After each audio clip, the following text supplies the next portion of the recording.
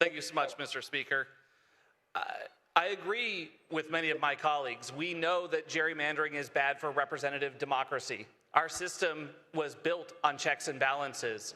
And unfortunately, right now, we have a Temu dictator in the White House, and we have a Congress that has completely abdicated their responsibility to act as that check on that dictator.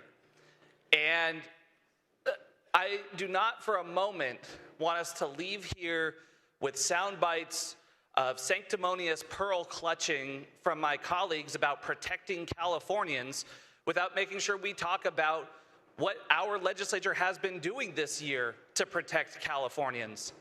Not one of my colleagues across the aisle has condemned the president for turning our military against our own people in LA and in DC.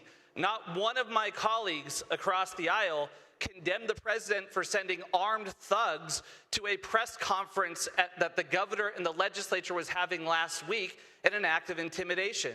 Not one of my colleagues across the aisle has condemned the president for being in the Epstein files. Not one of my colleagues across the aisle has condemned the president for withholding funds for fire victims in California. If we're going to talk about protecting Californians, we're going to talk about how this legislature is protecting Californians. To quote and paraphrase Ben Franklin, it's a democracy if they choose to keep it. Every time we go to the ballot box, we get to choose if we are going to fight for democracy. And this November, Californians and Democrats in California are going to fight for democracy.